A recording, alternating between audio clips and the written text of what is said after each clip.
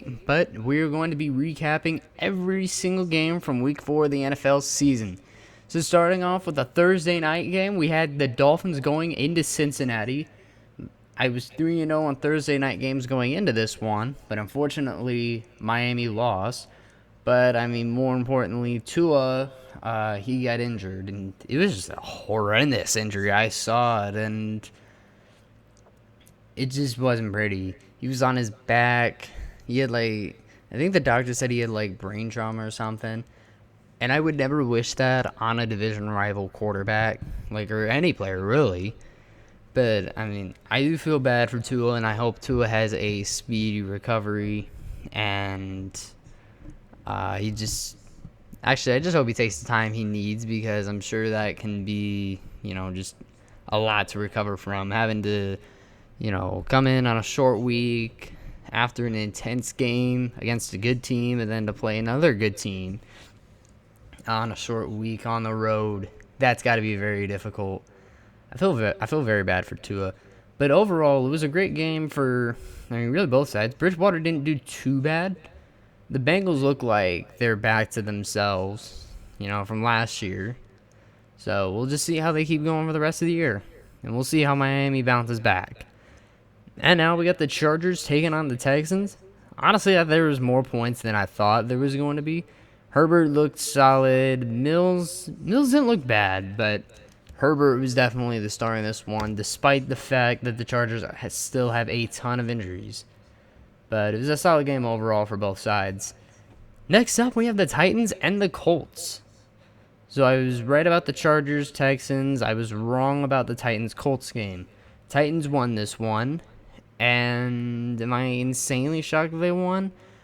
Not insanely shocked, but I mean, after the Colts beaten Kansas City, I would have expected the Colts to go out and just mop the floor with Tennessee. But I mean, dude, what is going on with Jonathan Taylor, dude? They're not using him, and when he is being used, he's only getting a few yards of carry. And it sucks because I had him in almost every single league because I had the first pick. And I'm like, oh great, everything's going to have Jonathan Taylor. So if he goes down, my leagues are just screwed. But I mean, overall, Derrick Henry didn't look bad. He looked like himself. I think he had over 100 yards, if I'm not mistaken on that. I don't know if you guys can hear me. I was saying, if I'm not mistaken on that, he had over 100 yards. But, I mean, good game overall for Tennessee, and for Indy, I don't know what the heck is going on. I don't really see you guys winning tomorrow's game against Denver, especially if JT is out. Next up, the Bills at Baltimore. Now, because I'm a Bills fan, I was watching this game very closely. Well, listening, and then I got, the broadcast of the Bills-Ravens game. Dude, Buffalo was getting smacked in the first half. I thought the Ravens were just going to blow us out. But Josh Allen got it together in the second half. I mean, really end of the first, going on in the second. And Jordan Poyer, he's a dog, dude. 2 picks against Lamar Jackson. I mean, he was definitely the star. Without him, the Bills would not have won that game. I'm not even going to cap. We would not have won that game if Jordan Poyer was not playing. Jordan Poyer is a beast. So is Josh Allen. But, I know if we didn't have Jordan Poyer, we wouldn't have won, because we can't just rely on our quarterback. Next up is the Jets at the Steelers. Now, there was a tragic event that happened after the game, and I do want to send my prayers to the family of the man that tragically passed away after the game, where the Jets beat the Steelers and Kenny Pickett went in. I mean, Zach Wilson got a touchdown grab, which is nice. The Jets ended up taking down the Steelers, which I was shocked. I was shocked at, really. I didn't expect the Jets to go in and win. And I mean, I kind of expected the Steelers to pull out Trubisky, but at the same time, it's Pickett, didn't he throw 3 picks or something? I saw something while I was at the gym this morning that Pickett threw 3 interceptions in that game. Or was that just 3 interceptions between him and Trubisky? Regardless, dude, the Steelers' quarterback room is just effed. And without TJ Watt, it's definitely hurting them. They haven't won a single game without TJ Watt. I saw something where it was like they're 0-7 or something like that. And now the Steelers, I believe, are 0-2 at home. I believe so. They're 0-2 at home, 1-1 on the road. But for the Jets, it was a solid overall performance. And got the game-winning drive. Good for Zach Wilson. And now next, we have the Broncos at the Raiders. My coworker's a Raiders fan, and he was just hoping that the Raiders didn't just Raider it away, a.k.a. choke it. But, I mean, Wilson didn't look all that bad. But unfortunately, you guys lost Javonte Williams for this season, and I have him in one of my leagues, which sucks. Josh Jacobs was a beast. I think if the Raiders use him more, he could definitely be a really, really good piece of that offense and just a really good back in the league overall. I mean, he's not a bad back, but going into the season, I wasn't super high on him. Especially if Devontae Adams and Darren Waller are getting covered up and Carr's just playing subpar. I don't really see how Josh Jacobs wouldn't be a factor in this offense. As for the Broncos, I mean,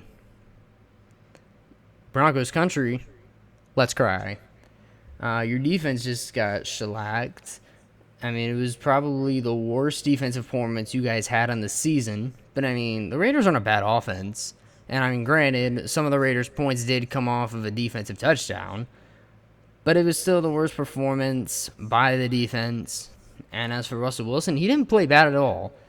I still think you guys will bounce back and find a way to turn it around, probably against the Colts.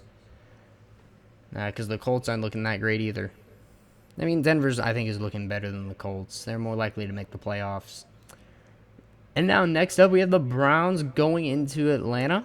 I had the Browns winning this one. This is another one that I was wrong on. I think, let's see, 1, 2, 3, 4, 5, and then 6. Those are the ones that I was wrong about.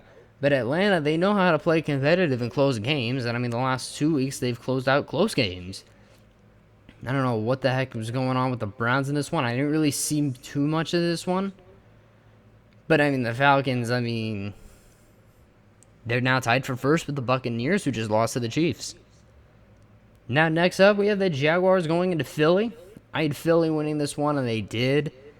I mean, Jacksonville jumped out to a 14-0 lead, and I was shocked. I was like, because I didn't expect the Jaguars to go up 14-0. Nobody did. But then the Eagles answered with 29 unanswered, and then the Jaguars got it to 21 to make it a little bit more respectable. So maybe Jacksonville is not all that bad, and maybe they're not fakes. All right? But Philly did what Philly did. It wasn't Hurts' best performance, probably his worst in the season, at least for fantasy.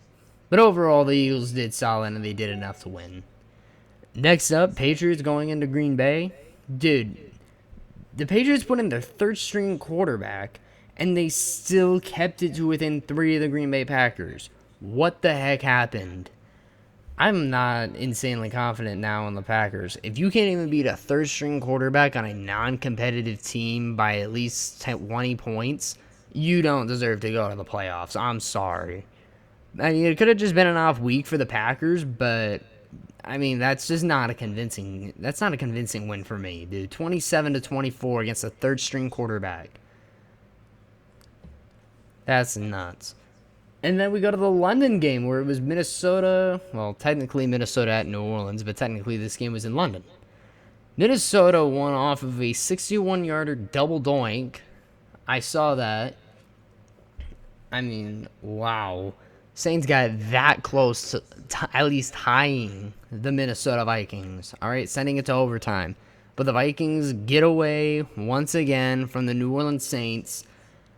And, I mean, for the Vikings, offensively, again, they're not a bad team, but defensively, they almost sold. Speaking of defensive teams that don't sell, we got the Cowboys hosting Washington. Once again, this Dallas defense proved that it is a force to be reckoned with. This offense isn't that bad under Cooper Rush, but Washington is just a lackluster team. And a good win for the Cowboys as you go into LA next week. Next up is Seattle at Detroit. To be fair, I think if Detroit had Amon-Ra St. Brown and DeAndre Swift, the Lions would have definitely won this game, and it wouldn't have been close. But they were out, and the Seahawks took advantage of that. because the Lions have a crap defense. All right. Geno Smith carved up the Lions, and DK Metcalf just took a fat dump in Detroit. He took a dump on their defense, getting 7 catches and 194 yards. Yeah, I don't think he got a touchdown, but then he gets carted off to go take a dump. Next up, we have the Bears at New York. I'm not shocked about this matchup. I mean, how it went out. The Bears offensively, neither of these teams are very sound offensively, but the Giants were able to pull out just enough to get the win. And next up, we have the Cardinals going into Carolina. I'm not super shocked about this one either. First half was good. Then the second half, Kyler Murray and the Cardinals just pulled away. And now as we go to the Sunday nighter, the Chiefs made a statement, and I'm not insanely shocked about the outcome, but I am shocked at the fact that they won by 10 points. I expected this to be a little bit closer. And honestly, it was 41-24, but the Buccaneers just got it to 31. I think that was kind of like a consolation score. But I guess Brady now is getting divorced with his wife. Not that that has anything to do with this game, but I just wanted to point that out there. The defense at Tampa Bay just got carved up by Mahomes, and outside of Travis Kelce, nobody receivers. Juju is not that great of a receiver. He's not bad, but he's not that great. He's not what he was in 2018. And the running backs are okay for Kansas City, but Mahomes is making it work because he's Patrick Mahomes. He's a beast.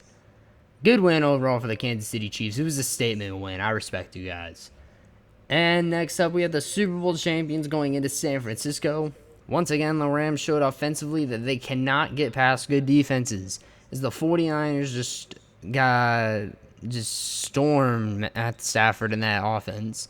And defensive, and I mean, they got a pick 6 for the 49ers.